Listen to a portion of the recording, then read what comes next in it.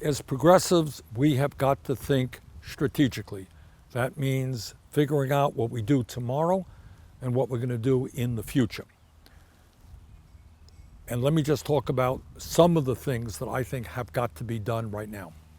Number one, we have got to act aggressively as Congress returns from July 4th break to demand that we cut military spending, that we do not continue to spend more than the next 11 nations combined, and that we use those savings to invest in low-income communities all over this country. It's not going to solve all of our problems, no it won't. But we need to change the priorities of this country. Cannot continue to make the defense contractors rich while young people are sleeping out on the street and not getting the education that they need. Furthermore, when Congress returns, they're going to move to a COVID-4 legislation. Republicans are beginning to move. There's an election coming up. So they're beginning to think that they have to start paying attention to the needs of the American people, but they are nowhere near where they need to be. The Republican Senate has been an absolute do-nothing body for the last 2 years. And we have got to tell them now that at a time when millions of people have lost their jobs, when people are going hungry, when people have no health care, when people are worried about being evicted from their homes, that there has to be strong and bold action to protect the American people. What does that mean? In my view, it means that we need a Paycheck Protection Act. You continue to receive the paycheck that you previously had when you were working. That works.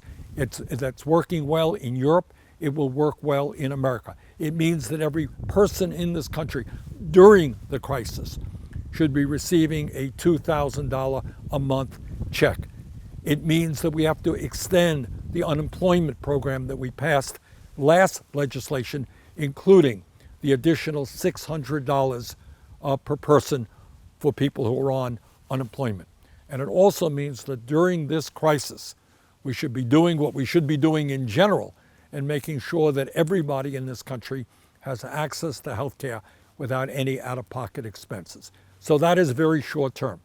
Congress is going back to work next week. We got to put all the pressure we can on a do-nothing Republican Congress to listen to the pain of the American people and do the right thing.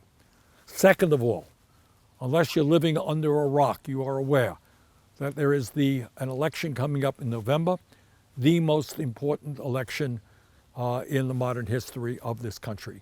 Trump must be defeated.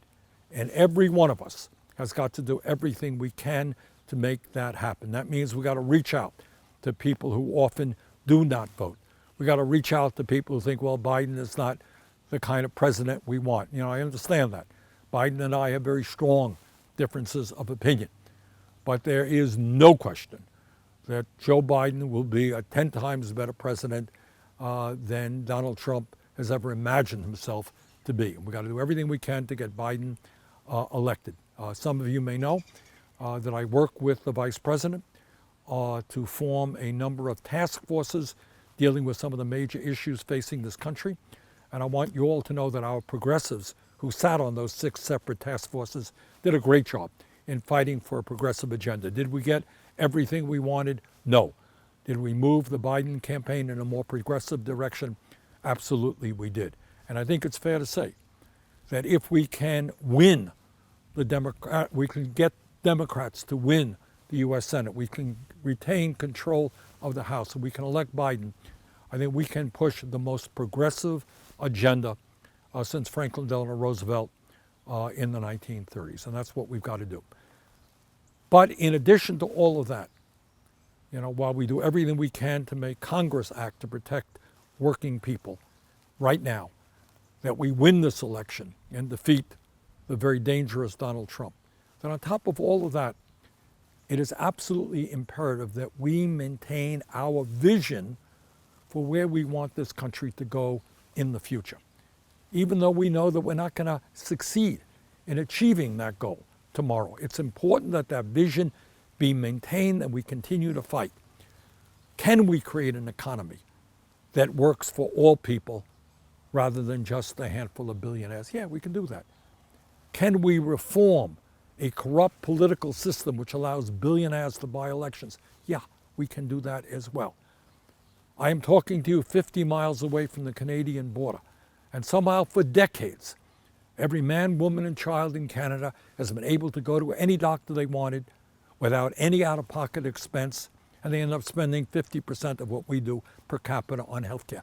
Can we move toward healthcare as a human right, not a privilege, through Medicare for all? Absolutely we can, if we continue the struggle. Can we lead the world in combating climate change and creating millions of good-paying jobs through a Green New Deal? We can. Can we reform a broken and racist criminal justice system, which has more people in jail than any other country on earth, which is experiencing police brutality and murders every single week and every single month? Yeah, we can do that. We can reform our police departments. We can reform our broken criminal justice system. We can reform our dysfunctional immigration system. We can do all of those things if we are prepared to stand up and fight and take on very powerful special interests who want to maintain the status quo. So, bottom line is, short term, let's get Congress to do the right thing right now to protect working people. Medium term, let's make sure that we all work together to defeat Trump and elect Joe Biden as our next president. Make sure that Democrats control the U.S. Senate and retain control over the House. And long term, let's maintain our vision for an America in which a government works for all, not just the few, where we end racism and bigotry of all kinds, where healthcare is a human right. Let's go forward together. Thank you all very much.